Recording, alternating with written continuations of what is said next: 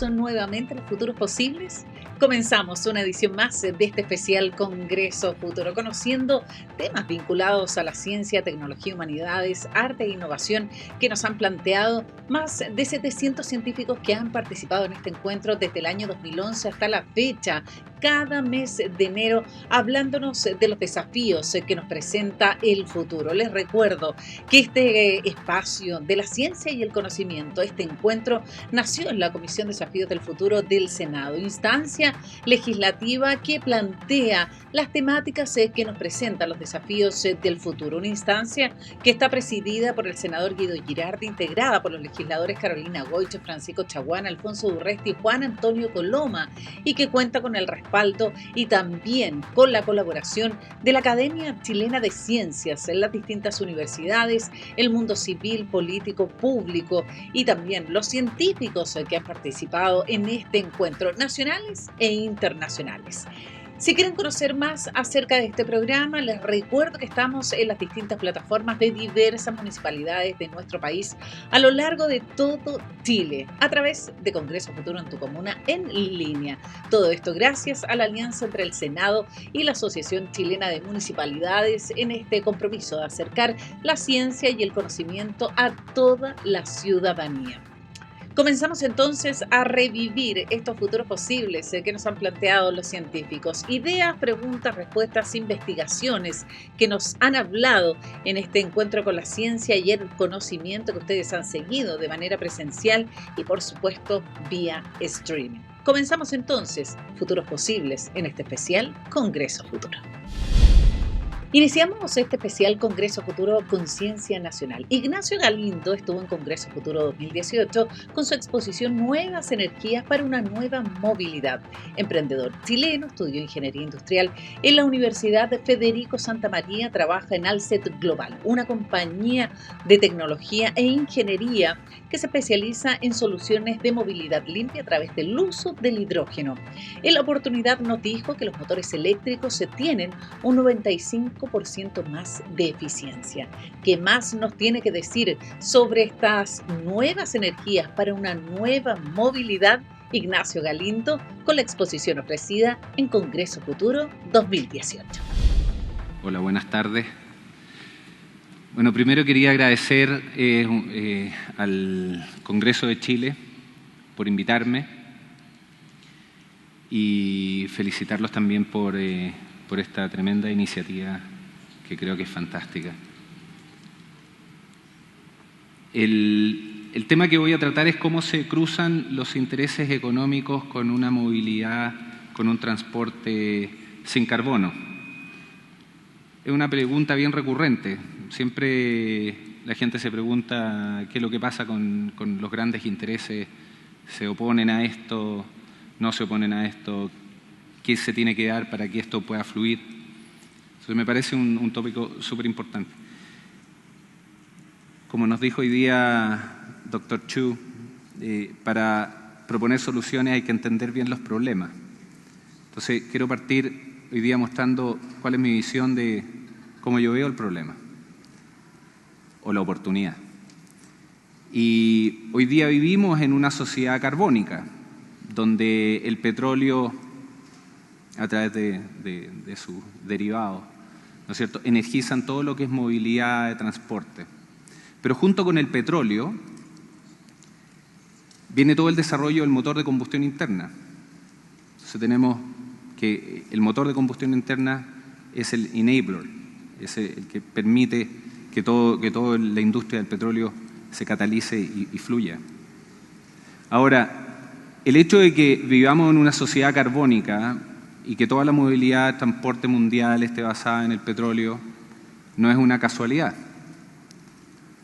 El petróleo no es solo malo, dañino, ¿no?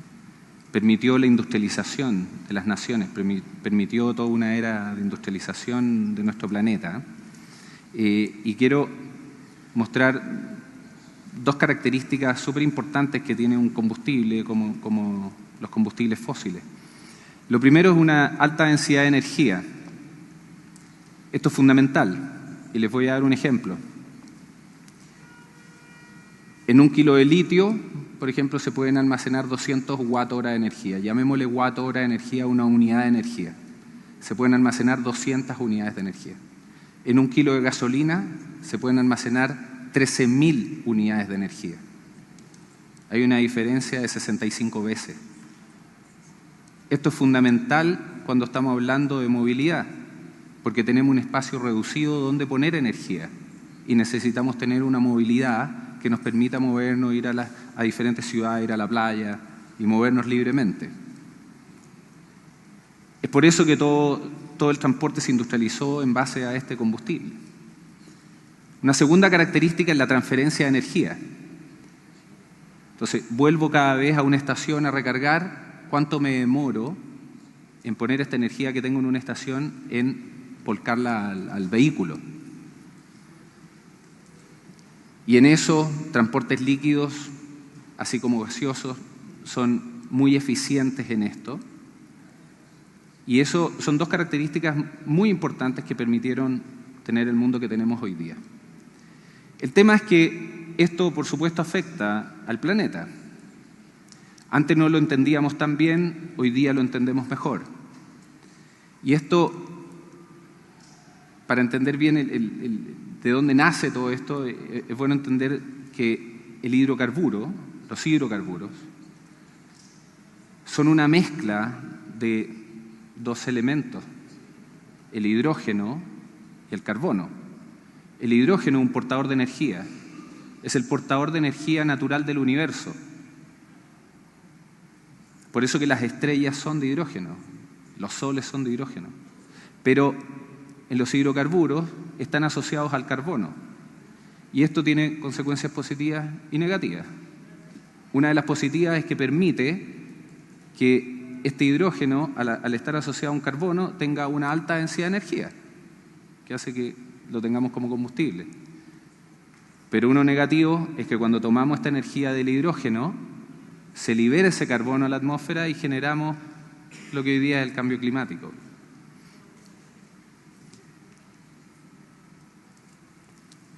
Se han propuesto diferentes alternativas cómo solucionar este problema. Una clara alternativa es la movilidad eléctrica. Hasta hace unos años atrás veíamos que movilidad eléctrica eran los carros de golf. Entonces veíamos que para tener autos eléctricos en realidad iba a ser un auto chico, sin potencia, pero eso cambió.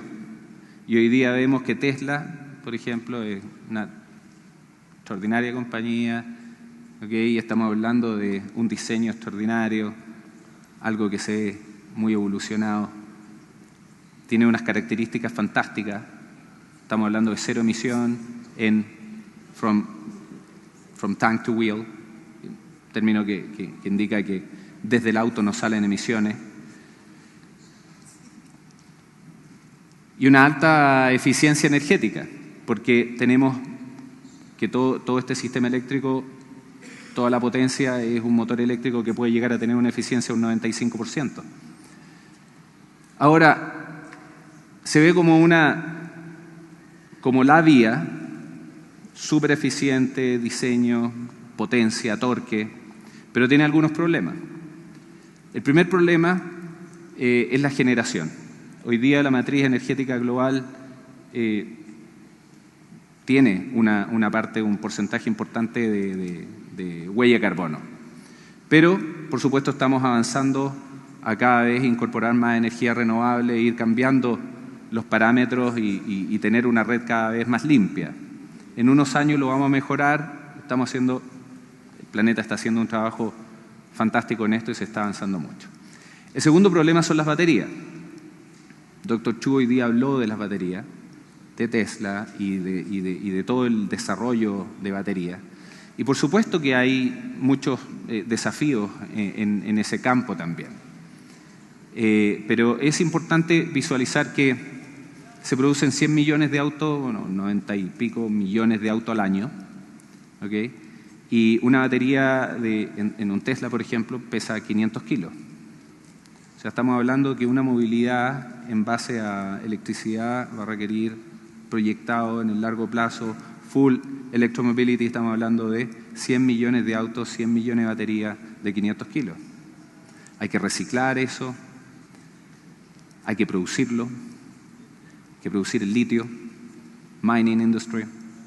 Es un challenge y se está trabajando en eso y se están haciendo grandes avances. Pero hay un tercer aspecto que para mí es uno de los aspectos más relevantes, que es el gran problema, y es la infraestructura actual. La infraestructura actual que está basada en la industria del petróleo y la industria automotriz. Y acá tenemos esencialmente los activos que están involucrados en esto. Podemos ver acá que la industria automotriz tiene 2,5 trillones de dólares en activos, genera 2,4 trillones de dólares en revenues, emplea más de 50 millones de personas, y el core competence de toda esta gran industria automotriz es el motor de combustión interna. En la industria petrolera, si tomamos las 20 primeras compañías petroleras del mundo y vemos sus activos, estamos hablando de más de 10 trillones de dólares en activos y más de 5 trillones de dólares en revenue. Tomó 100 años desarrollar lo que tenemos hoy día. Entonces, cambiar al motor de combustión interna, sacarlo de la ecuación y plantear una industria basado en algo distinto al motor de combustión interna, por supuesto que es posible, pero tenemos que pensar en un plazo muy largo. Y ese plazo no lo tenemos. Hoy día en la mañana, excelente el debate que se generó, y estamos hablando de que tenemos 30 años. En las proporciones que estamos aumentando los niveles de carbono en la atmósfera, 30 años es el límite. Si no logramos una reducción drástica en las emisiones de carbono, vamos a tener grandes problemas, que ya lo estamos viendo. Entonces, ¿cómo es la solución? Parece que no hubiera solución, pero sí la hay. Y es que lo que nosotros creemos es que, me incluyo con todo nuestro equipo y todos quienes estamos trabajando en esto, es que no tenemos que plantear cuando la tarea es tan grande, no se puede plantear botar todo lo existente y construirlo de nuevo. No es realista. Lo que hay que plantear es una transformación de la infraestructura existente y hacerla sustentable. Es la única forma que podemos lograr este cambio. Entonces la gran pregunta que nos hicimos, que me hice hace 7 años atrás cuando fundé Alset, nuestra compañía con base tecnológica en Austria, es: ¿existe un combustible que pueda ser usado en el mismo motor de combustión interna, que tenga el mismo performance cuando quemamos gasolina, que entregue la misma experiencia al usuario, que sea limpio, que se pueda producir de energías renovables, que su producción no tenga ninguna limitación, podamos producirlo de forma económica y que además lo puedan producir y distribuir las compañías petroleras, cosa de los intereses económicos nuevamente no están en contra de esos intereses económicos, sino que se integren a la solución. Y ese es el hidrógeno. Hace 7 años atrás nos hicimos esta pregunta y partimos con todo un desarrollo en motores de combustión interna con el objetivo de desarrollar una tecnología que permitiera que cualquier motor de combustión interna pudiese operar con hidrógeno de la misma forma como operan hoy día con gasolina y diésel. Y les quiero presentar un pequeño video que muestra muy gráficamente lo que hemos estado haciendo. Aston Martin's Rapide S hydrogen hybrid is a concept prototype with a difference. Its capability to run on hydrogen offers genuine solutions for the future, and it recently became the first H2-powered car to compete in the Nürburgring 24-hour race. We were looking to do something special for our centenary, really an engineering challenge to stretch our engineers and something that would look forward to the next century. And we got into discussions with Alset last year, and we were very impressed by the plausibility of their technology, and we thought it could be very relevant to Aston Martin. It's a V12 twin-turbo Aston Martin engine, which is fantastic, and it runs on both gasoline and hydrogen, and there's a button on the dashboard, and if I want to go to hydrogen I press it, and otherwise I can run on either completely gasoline or we run on a mixture of the two, so we reduce our emissions at all times. And what we're trying to do is to complete the most difficult 24-hour race in the world against another 200 cars in pretty difficult weather conditions as well. Endurance racing has always been at the heart of motorsport innovation, so the Nürburgring 24 was the perfect place to test the groundbreaking prototype based on the Rapide S road car. Aston Martin has quite a long history now of racing what we call engineering cars at this Nürburgring race, which is very special because it has fairly open regulations. And we've used the race now for 8 years to demonstrate close to production cars and concept cars. The Nürburgring is the only road track in the world, and Aston Martins are for the road and not for an artificial racetrack, and this is why this is the ideal thing. It's much better to do this here than drive from let me say Birmingham to London, or to do something pretty boring. The first ever zero-emission lap in an international motor race would drive the car straight into the record books. The Aston Martin Rapide S, the hydrogen hybrid, will be the first ever car in any officially sanctioned motor race to run a zero carbon dioxide emissions lap, and the first ever to use hydrogen. And with water the only byproduct of a hydrogen power plant, H2 cars on our streets as well as on the racetrack are a real possibility. Hydrogen is a carbon. Bueno, espero que disfruten eso. Muchas gracias.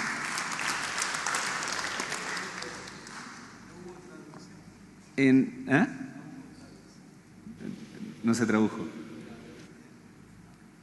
En 2013 hicimos un partnership con Aston Martin para mostrar el performance que puede llegar a tener un vehículo con hidrógeno.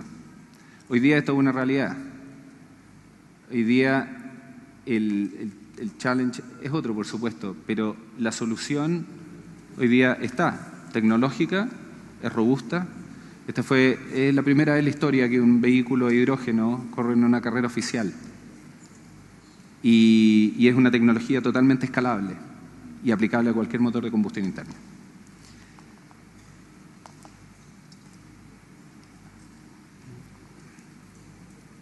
Ahora, ¿cuál es el desafío que estamos hoy día enfrentando?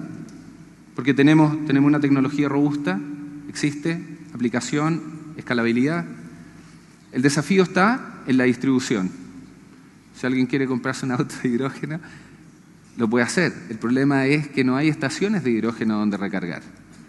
Entonces hoy día, por supuesto que se está haciendo mucho, hay ciertos lugares en el planeta que se está invirtiendo fuerte en esto, California, Alemania, son países líderes, Japón, son 3 economías que están fuertemente impulsando la movilidad, transporte en hidrógeno.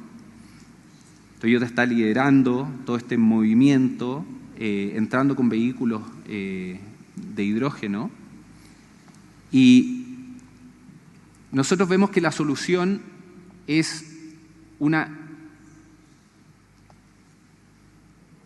invitar a las empresas, es incentivar a las empresas de energía a que inviertan en network de distribución de hidrógeno, y para eso hay que generar demanda.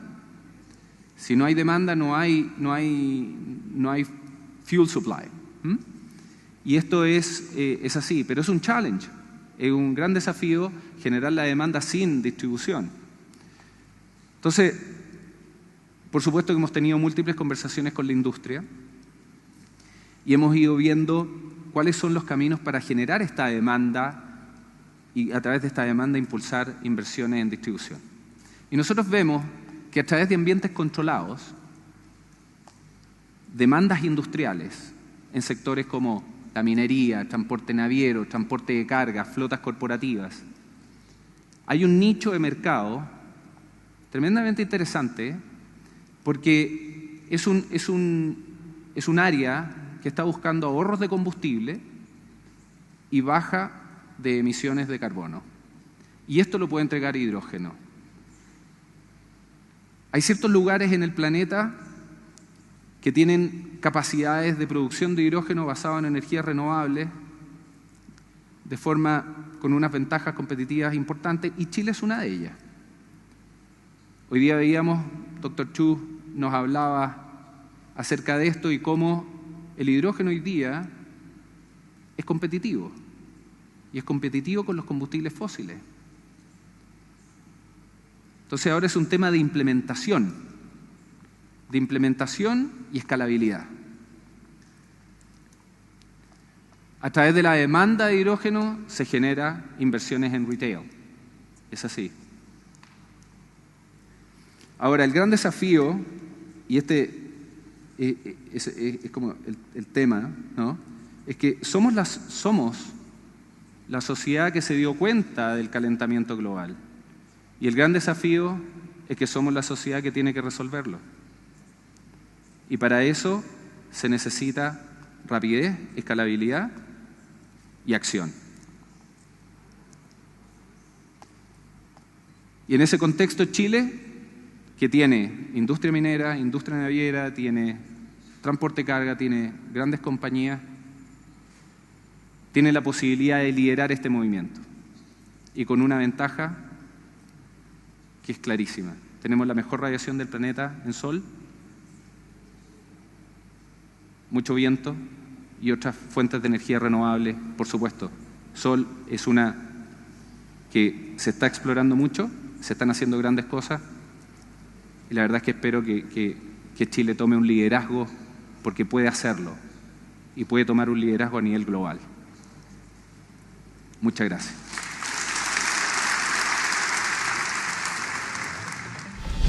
Ahí estaba la exposición ofrecida por Ignacio Galindo en el año 2018, Nuevas energías para una nueva movilidad.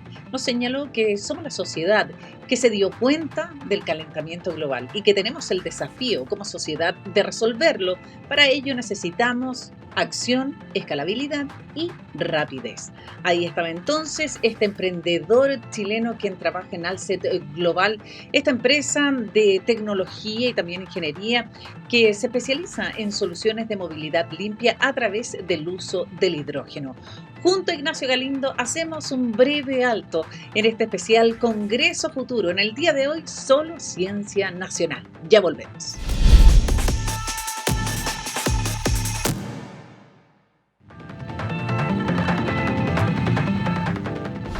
Estamos de regreso en este especial Congreso Futuro, reviviendo los futuros posibles. El día de hoy con Ciencia Nacional.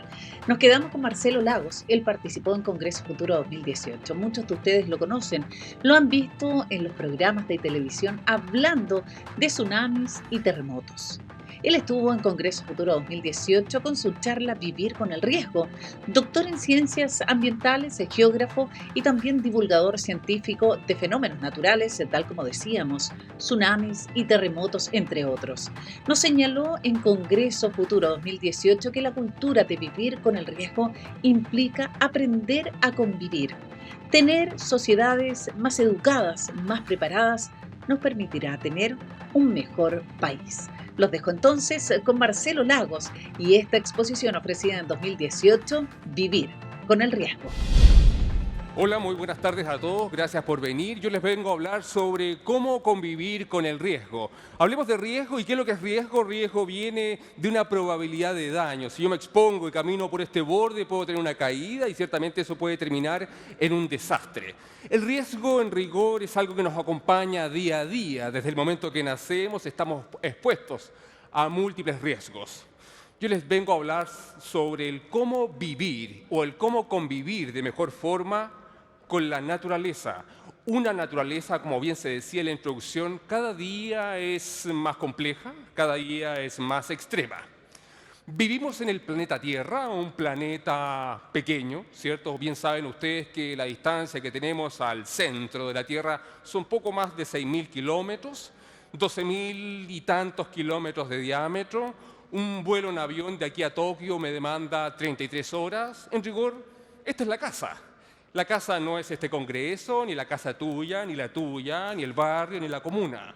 La casa es el planeta Tierra y el planeta Tierra es frágil. Pero también está vivo.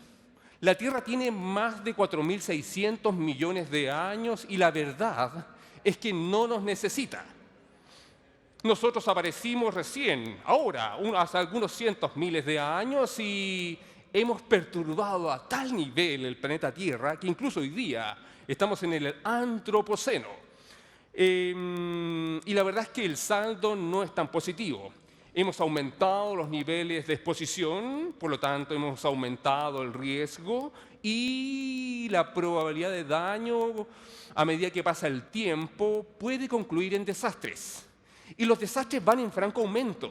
La verdad es que el número de terremotos, erupciones volcánicas, aluviones o fenómenos hidrometeorológicos, si bien están aumentando producto del cambio climático, los endógenos, los internos de la Tierra no. Siguen siendo más de lo mismo. Sin embargo, se observa la tendencia es al aumento. Cada vez tenemos más desastres en el planeta Tierra. ¿Por qué? ¿En qué hemos fallado? ¿Cuál es el problema? En la práctica, no deberíamos tener desastres si tuviéramos una buena relación con el planeta Tierra, si viviéramos en equilibrio, si comprendiéramos mejor el aprender a vivir con la naturaleza. Y no sencillamente pensar que por ser los seres humanos, el hombre, podemos dominar y controlar a la naturaleza. Históricamente hemos pensado que podemos hacerlo. Históricamente rápidamente olvidamos. Históricamente modificamos, alteramos y creemos que nosotros podemos hacer lo que queramos con la casa. Pero la verdad es que las consecuencias las están pagando justos por pecadores. Hoy día los desastres condicionan desarrollo humano. Hoy día los desastres cobran miles y miles de vidas, como también impacto económico. Retrocedemos con cada desastre. Somos peores sociedades. El punto, o el tema de fondo, es que no vamos a lograr nunca el desarrollo sustentable si no nos ocupamos de aprender a convivir con el riesgo. ¿Qué es el desastre? El desastre es la materialización de un proceso de riesgo. Es la concreción. Es el fin. Si hacemos un arroz, todos saben hacer arroz aquí, ¿cierto? Un arroz graneado, un arroz blanco, queda bien en 20 minutos. Si a alguien aquí se le quema el arroz, el problema no fue del agua, el problema no fue del fuego, el problema no fue de la olla, el problema fue de que alguien se descuidó en que ese arroz quedara bien hecho. El desastre, como analogía, podría ser algo como eso. El desastre nos enrostra objetivos de desarrollo mal logrados. El desastre nos confirma mala planificación urbana. El desastre nos confirma descuido del medio ambiente, descuido del ordenamiento territorial, falta de normativa, justicia, equidad ambiental. Y por lo tanto, el desastre no es natural. El desastre lo generamos nosotros como sociedades. Si nosotros no ponemos a Chaitén orilla de un volcán, el pueblo de Chaitén no va a desaparecer por una erupción. Si nosotros no construimos la reciente Villa Santa Lucía, en el sur de Chile, en zona de peligro aluvional, el aluvión no la va a afectar. Si nosotros construimos Viña del Mar y urbanizamos con kindergarten orilla de playa en Viña del Mar, ciertamente el tsunami no le va a hacer nada si lo ponemos en zona segura. En la práctica, permanentemente estamos generando riesgo y sencillamente el desastre nos enrostra esta invisibilización que hacemos como sociedades del riesgo. En rigor, el desastre es un error, el desastre es una anomalía de la Matrix. El desastre nos confirma que el modelo de desarrollo por el cual hemos optado tiene problemas. Porque si viviéramos en armonía, porque si realmente comprendiéramos a la naturaleza, porque si realmente fuéramos sociedades conscientes y educadas ciertamente en estos temas, no deberíamos tener desastres. A nadie debería quemársele el arroz si tenemos una buena receta. El punto es que cada vez sigue esto en aumento, con toda la tecnología que tenemos, con toda la innovación que tenemos, con toda la inteligencia de hombres y mujeres del mundo que aportan conocimiento en estos temas. Sin embargo, sigue muriendo gente. Modelos numéricos, complejos satélites, recursos millonarios para ciencia. Y sigue muriendo gente. ¿Quién se ocupa ciertamente de garantizar seguridad a la población? ¿El Estado? ¿La empresa? ¿El público? ¿La gente? Tenemos tareas pendientes. Yo les voy a hablar como analogía de terremotos. Podría ser otro peligro natural. Bienvenidos a Chile, el paraíso de los terremotos y también de los tsunamis. Si observan, el registro instrumental de terremotos grandes sobre 8 y gigantes sobre 9 recién data del año 1900. Antes no tenemos registro instrumental. No sabemos en profundidad su recurrencia, menos ciclicidad. Sin embargo, instrumentalmente, Chile sigue siendo el más grande. Tenemos el registro del evento de 1960, que es el terremoto que ha liberado más energía en época con registro instrumental. El 9.5, un terremoto que ocurre al sur de Santiago, más o menos unos 550 kilómetros al sur, y que rompe un segmento que va desde el sur de Concepción hasta la península de Taitao. Casi 1000 kilómetros de largo por unos 200 kilómetros de ancho. Generó un tsunami que hace 57 años atrás barrió con Japón. El terremoto y tsunami del 1960 cobró 2000 vidas en Chile. En Japón murieron 144 japoneses ahogados y en Hawái, Estados Unidos, murieron 61 hawaianos ahogados. En esa época no teníamos un centro de alerta de tsunamis del Pacífico que le avisara a todo el mundo de la cuenca que venían estos fenómenos. En la práctica hemos aprendido. El año 2005, el Centro de Alerta de Tsunamis del Pacífico cumplió 50 años. Y claramente, mediante el uso de tecnología, hoy día tenemos mejores sociedades en el borde costero, donde mediante el uso de tecnología nos avisamos cuando vienen estas grandes olas desde lejos. Sin embargo, en Chile pasaron cosas. Si observan, las alturas de ola del tsunami de 1960 en el centro-sur de Chile alcanzaron alturas de hasta 10, 15 metros. Para que se hagan una idea, un poste del alumbrado público en promedio tiene 7.5 metros. Los chilenos de borde costero soportaron columnas de agua superiores. ¿Qué aprendimos del gran evento gigante, el más grande registrado en el mundo? El Big One. Observen, este es Puerto Saavedra. El tsunami de 1960 registró alturas máximas de hasta 8 metros en estas partes bajas de la desembocadura de un río. Ese día, 22 de mayo de 1960, pasado las 3:15 de la tarde, se movió el suelo y rápidamente la gente corrió a zona segura, sin teléfono. Nadie les dijo, warning, alerta, debes correr. No se activaron las sirenas. No existía FEMA, no existía ONEMI, no existía el CHOA, no existía ninguna tecnología que te anticipara que tenías que correr a zona segura. La gente sabía. La gente sabía que si el suelo se te mueve y te manda al suelo, debes correr a zona segura. Se observan, en el público que está arriba de este cerro hay población mapuche. Están con mantas, con ponchos. En esa época, hace 57 años atrás, mucha gente incluso era analfabeta, no tenía zapatos. Sin embargo, están todos arriba del cerro. La gente tiene una cultura del riesgo en un país donde permanentemente suceden cosas. Sin embargo, no solo depende de la gente, también depende de un Estado que dé garantías de seguridad, también depende de la empresa, también depende de la ciencia, depende de todos. Si observan, en Puerto Saavedra se ve la llegada de la primera onda de tsunami, completamente fue inundado. Esta fotografía fue tomada un día después. La gente no bajó de las alturas, estuvo toda la noche en el cerro, con réplicas, aftershock, una tras otra después del terremoto gigantesco.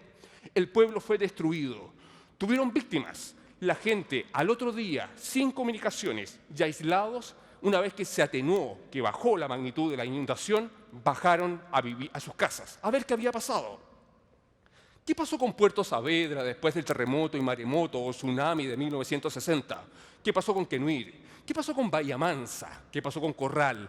Numerosos asentamientos costeros expuestos a este tipo de fenómenos.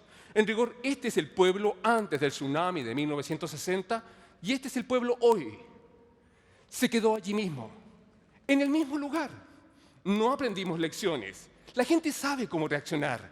La gente sabe cómo levantarse después de una perturbación. Resiliencia le llaman también. Sin embargo, el Estado tenía la oportunidad de dar seguridad. Los expertos, la planificación, el hacer ciudad sustentable, el hacer ciudad inteligente. Ellos viven angustiados porque ciertamente saben que grandes terremotos pueden generar nuevamente tsunamis y Puerto Saavedra nuevamente va a ser inundado. Cuando hay grandes terremotos ocurren perturbaciones en la costa, verticales y horizontales. El tsunami, una vez que se genera, es capaz de arrastrar enormes cantidades de arena, de sedimentos, de lo que encuentre, y lo deposita en las partes bajas. Estas capas de arena les llamamos depósitos de tsunami, y una vez que las cazamos, que las entendemos, y que podemos diferenciarla de un depósito de tormenta, de un depósito de inundación fluvial, y entendemos que es un depósito de arena transportado por un tsunami, logramos tratar de entender cuántas olas fueron, cuál fue su energía, hasta dónde llegó el agua, porque ciertamente si yo logro identificar estas señales de la naturaleza en terreno, estoy identificando el riesgo de forma concreta. No es un modelo numérico, no es un cálculo de una ecuación. Yo nunca he visto un 42 caminando por allí. Esto es el centro-sur de Chile, y las capas de arena corresponden a numerosos y recurrentes tsunamis que han afectado al centro-sur de Chile. La capa superior corresponde a la capa de arena depositada por el tsunami de 1960. La capa de más abajo corresponde al terremoto y tsunami de diciembre de 1575 que le dio la bienvenida a ese señor, a los españoles, a los hispano-europeos que llegaron a conquistar ciertamente y a instalarse en las ciudades que ya estaban instaladas aquí en Chile. Ellos no sabían de terremotos, venían de Castilla, una zona sísmica. No sabían de maremotos o tsunamis, fueron realmente sorprendidos.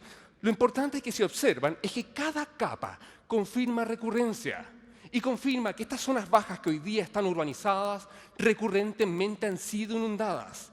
La naturaleza lo confirma. Lo mismo tenemos en Praton Island, en Tailandia.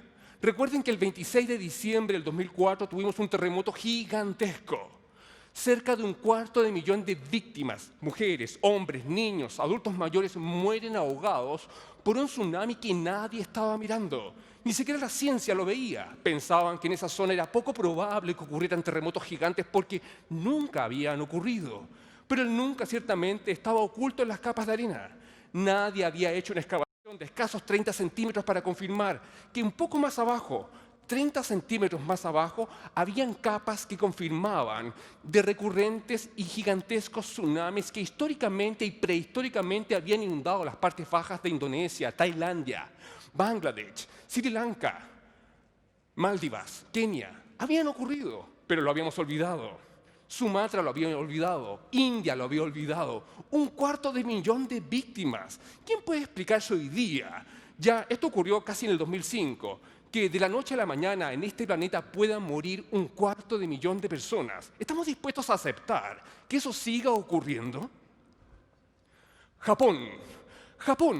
El 11 de marzo de 2011 es afectado por un terremoto gigante, magnitud 9, el país más preparado del mundo, el país que creó el concepto tsunami, ola de bahía, ola de puerto, era completamente sobrepasado. Todos sus modelos de mitigación estructural sobrepasados, los muros, las compuertas, los bosques de mitigación, todos los cálculos fallaron, los modelos numéricos fallaron, los supuestos teóricos fallaron, los datos estaban mal tomados, pensaban que podían tener terremotos pequeños, hasta 5 segmentos, jamás pensaron que iba a romper todo de una. Cerca de 20.000 japoneses murieron, principalmente ahogados. ¿Qué pasó con Japón? Japón también tenía señales de la naturaleza, ocultas en las partes bajas de Sendai. Aquí estamos muestreando en la costa, en la península de Miura, en la costa de Tokio. Capa tras capa, como un código de barras nos confirman recurrencia. Los datos están en la naturaleza, son recurrentes. ¿Qué pasó en Japón? Lo mismo que pasó en 1960. Las partes bajas que habían sido inundadas y que a partir de 1962 fueron fortalecidas con obras de mitigación estructural, fueron completamente sobrepasadas. Se repitió un escenario muy parecido al terremoto y tsunami del año 869, el terremoto y tsunami de Johan. Ya todos lo habían olvidado. Ya nadie se acordaba. Como en Chile, el 2010. Ya muchos no se acordaban de los maremotos y tsunamis. Era algo raro, algo excepcional. Seguíamos y seguimos incluso hoy día urbanizando densamente el borde costero, aumentando los niveles de exposición, fortaleciendo solamente el manejo de la emergencia, fortaleciendo la tecnología, la alerta temprana. Pero ¿quién se ocupa de las causas de fondo del riesgo? ¿Quién se ocupa de garantizar seguridad a la población? ¿Dónde está la planificación urbana inteligente? ¿Dónde está la normativa que resguarde la seguridad de las personas? ¿Dónde está la comunidad organizada que exige seguridad? Porque ciertamente, como bien ya saben ustedes, los desastres no son súbitos. Los desastres no son casualidad. Los desastres son una serie de acciones o no acciones que acumuladas en el tiempo y en el espacio terminan en un desastre. El desastre reciente en Villa Santa Lucía, en la comuna de Chaitén, en el sur de Chile, no es casualidad. Muchas acciones o no acciones no se realizaron o se realizaron de mala forma o no se hizo lo que se debía hacer. En rigor, hoy día tenemos el conocimiento como para disminuir el riesgo de desastre. ¿Qué estamos esperando para avanzar en ello? Las placas están en permanente colisión. Acá en Chile estamos frente a una de las zonas de subducción más importantes del mundo. La placa de Nazca viene hacia nosotros y nosotros vamos hacia Nazca. En ese choque permanente se acumula tensión y a medida que pasa el tiempo la tensión aumenta y aumenta y aumenta hasta que llega a un punto, de forma simplificada, que esa tensión es liberada mediante un terremoto. Y si es de borde costero, tenemos tsunami. El problema es que el interés público, el interés del Estado, el interés de la empresa, el interés de todo es inversamente proporcional a la acumulación de tensión. A medida que pasa el tiempo, rápidamente vamos olvidando. No hay lecciones aprendidas. Se olvida. Y sencillamente la energía sigue acumulándose y cuando viene el segundo evento, o el tercero, o el cuarto, ya muchos nos habíamos olvidado de la ocurrencia del anterior. Ejemplos los tenemos en 1960, ejemplos los tenemos en el gigante terremoto y tsunami de Sumatra, en Sumatra, Andamán, el 2004. Ejemplos tenemos en Tohoku el 2011, el 11 de marzo del 2011. ¿Qué pasaría si estuviéramos permanentemente interesados? ¿Qué pasaría si permanentemente estuviéramos ocupados de aprender a convivir con la naturaleza extrema y con el riesgo? Ciertamente el Estado debería ocuparse de garantizar seguridad. Ciertamente la empresa debería sumarse ciertamente a ello y ciertamente intervenir el modelo de modo de que nos dé la posibilidad de vivir de forma sustentable en el planeta Tierra. Claramente que se puede. Tenemos una cultura, y estoy terminando aquí, tenemos una cultura del riesgo. Sin embargo, creemos saber. Los terremotos nos afectan permanentemente, las erupciones volcánicas, los deslizamientos, aluviones, incendios, etcétera, plagas, riesgos biológicos, ANTA, etcétera. Y creemos saber algunas cosas. El chileno generalmente rápidamente evalúa cuando se mueve el suelo, lo más sagrado en muchas partes del mundo. Aquí se mueve el suelo, sí se mueve mucho, y sabemos cómo reaccionar en el momento de la emergencia. Sin embargo, tenemos todo, sencillamente todo, para aprender a tener una cultura del riesgo. No basta con utilizar la sismicidad o el cambio climático o las inundaciones o los sismos como información que nos acompaña como sociedad, como cultura. La cultura de convivir con el riesgo implica aprender a convivir, implica tener sociedades educadas, porque sociedades educadas son sociedades preparadas, sociedades que nos van a ayudar a ser un país mejor. Muchas gracias.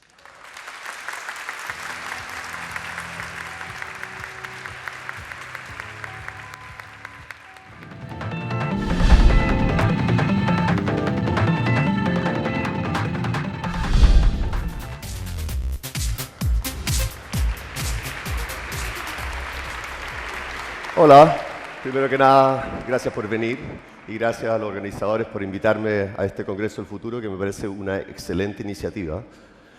Como creo que ya escucharon, soy Cristian Huepe, chileno, aunque me fui de Chile hace ya más de 20 años. Y voy a hablarles de un tema que, aunque yo soy físico teórico, normalmente no se pensaría que un físico teórico se interesa. El timer tiene que empezar, ¿eh? Ya. Decisiones colectivas en biología, redes y política. ¿Ok? De la física a los sistemas complejos. ¿Por qué un físico se interesa en un problema como este? Para explicarles eso, a pesar de que es el Congreso del Futuro, voy a retroceder un poco en el tiempo y hablarle un poquito del pasado. A fines de 1800 más o menos, los físicos se interesaron en qué pasaba cuando había muchas moléculas interactuando juntas. En esa época el problema importante era la máquina de vapor y se habían descubierto las leyes de la termodinámica que relacionan presión, temperatura, energía, ese tipo de cosas. Pero lo que no se entendía era de dónde venían esas relaciones. Entonces Boltzmann, a fines de 1800, desarrolló la mecánica estadística. Y la mecánica estadística lo que hace es que a partir de la interacción de las moléculas deduce esas relaciones macroscópicas. En este caso, por ejemplo, un caso típico de la dinámica de mecánica estadística es la dinámica de gases. Cuando tenemos dos espacios, uno a temperatura alta, que son las partículas rojas, y uno a temperatura baja, las partículas azules, se puede entender mucho de lo que está sucediendo porque en una sala como esta, que hace mucho calor, las partículas se están moviendo rápido y una sala de al lado puede estar más helada y las partículas se mueven lento. Eso es todo lo que es la temperatura. Si abrimos la puerta, van a empezar a intercambiarse partículas y se equipara la temperatura. Una vez que uno entiende un fenómeno así y que se da cuenta de que muchas de las relaciones del gas se pueden entender a partir de cómo interactúan las partículas, se empieza a entender la potencia, la capacidad que tiene el entender el mundo como un sistema de muchas partículas, de muchos elementos interactuantes. Una vez que la gente vio esto, se empezó a entusiasmar y empezó a tratar de entender cosas más complicadas. Un ejemplo que me gusta a mí es el de las dunas. Las dunas, si ustedes los ven desde un avión, ven que tienen a veces, como se ve en la foto, patrones muy regulares. Y de hecho tiene un patrón tan regular que la distancia entre dos valles es casi la misma a lo largo de muchos kilómetros. ¿Por qué pasa eso? Se puede entender también desde el punto de vista de la mecánica estadística. Cada partícula está interactuando con el viento, sale a volar un poquito, cae, produce una pequeña avalancha. Ese tipo de proceso se repite un montón de veces y eventualmente aparece lo que se llama en sistemas complejos y en física en general un fenómeno emergente. Un fenómeno emergente es algo que es más que la suma de las partes. En este caso, la estructura de la duna no se podría haber adivinado por la interacción de todas las partículas. Entonces, ese resultado es más que la suma de las partes. Ahora, las dunas dentro de todo no son un sistema tan complejo. Pero los físicos se entusiasmaron y cada vez que empezaron a entender una cosa, empezamos a ver cosas más y más complicadas, cosas más y más sofisticadas. Llegamos al punto de tratar de entender sistemas de animales, sistemas de insectos, sistemas de células e incluso sistemas humanos como un sistema complejo. En este caso, por ejemplo, vemos a estos ninos que forman esas nubes maravillosas en el aire. De nuevo, son muchos elementos interactuantes en los cuales el comportamiento colectivo es más que la suma de las partes. Hoy en día también se utiliza la misma perspectiva para entender aplicaciones. En este caso, la idea no es tanto de ver cómo un sistema natural se organiza, sino más bien de diseñar las interacciones individuales entre las partes para generar un fenómeno colectivo. Es así como hay gente que está estudiando, y tengo varios colaboradores con que trabajo que se especializan en robótica, cómo cuando muchos robots interactúan juntos pueden resolver problemas que a lo mejor un robot solo no podría resolver. A veces puede ser más útil tener muchos robots pequeños que se coordinen para hacer algo, más que un gran robot que lo haga solo. Y de ahí sucede una interacción muy interesante entre la ingeniería y la biología, porque muchas de las dinámicas complejas que aparecen en sistemas biológicos la podemos utilizar para aprender y para aplicarlos a estos sistemas de robot. Porque muchos de estos problemas, como por ejemplo construir un hormiguero, es algo que la biología ya resolvió. En el caso de un hormiguero, cada hormiga no tiene una idea clara de lo que está haciendo para construir el conjunto, pero sin embargo logran hacerlo. Ahora les voy a hablar de específicamente lo que es el tema de este panel, que es de las decisiones colectivas. Como ya vieron, los sistemas complejos se pueden utilizar para muchas aplicaciones y en particular, como les dije, para sistemas humanos. Los sistemas humanos interactúan mediante intercambios de opinión y eventualmente pueden llegar a una decisión colectiva. Los sistemas que llegan a decisiones colectivas no solamente son los sistemas humanos, también son los sistemas animales. Para un grupo animal es importante decidir en conjunto, sobre todo los que se mueven en manada, dónde va a estar, por ejemplo, la comida, y eso es una cosa crítica para su supervivencia. Entonces, para entender la dinámica de decisiones colectivas, humanas o animales, hicimos un trabajo hace algunos años con Ian Cousin, que es un científico que está en Princeton, ahora en Alemania, en el cual pensamos cómo podemos reducir un problema de decisiones colectivas a un sistema más simple.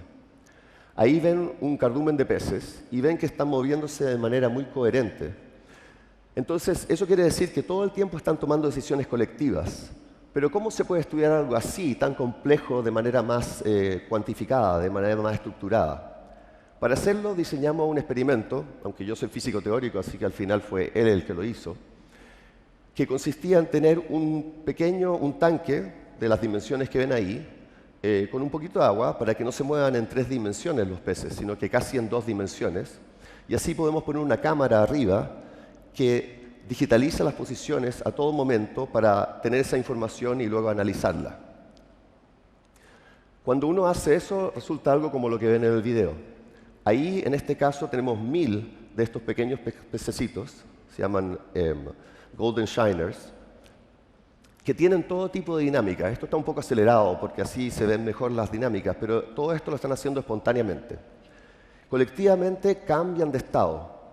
Por ejemplo, van de un estado de rotación, como el que están viendo ahora, a el estado más de enjambre, que es lo que se ve al principio, y luego un estado de traslación, donde se ordenan para moverse en paralelo.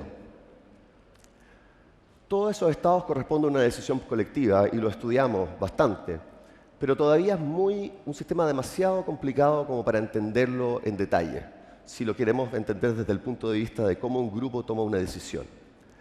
Entonces ahora voy a hablar de otro experimento que hizo más bien Ian con su grupo y que luego analizamos desde un punto de vista teórico en conjunto, en el cual la idea era crear un grupo que tuviera 2 opiniones distintas en peces.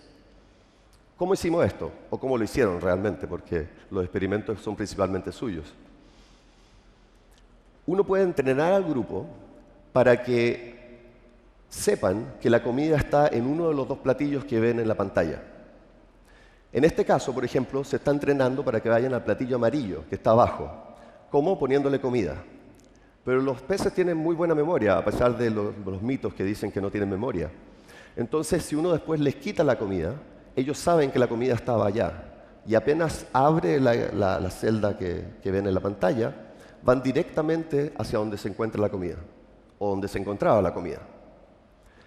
Así uno puede entrenar grupos en los cuales una parte ha sido entrenada para ir a uno de los platillos y la otra parte ha sido entrenada para ir al otro.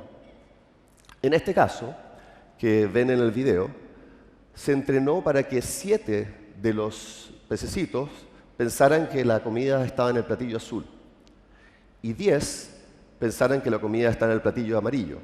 Aquí se les quita la comida porque si no la podrían olfatear. Y cuando llegan al platillo probablemente están desilusionados porque no hay comida, pero el experimento ya está hecho, así que no es problema. Además, agregamos 3 que son ingenuos. Y lo que resulta de esto son cosas bien interesantes. Ahora les voy a mostrar los resultados. Lo primero que se entiende es que uno puede, y esa es la parte teórica que me interesa a mí, hacer un modelo muy simple que logre, en el que se logre que gane la mayoría, como que es lo que se mide experimentalmente. Este modelo, si bien es muy simple, no puede ser un promedio simple de opiniones, porque si no los peces terminarían siempre en la mitad, entre los 2 platillos, y no encontrarían la comida.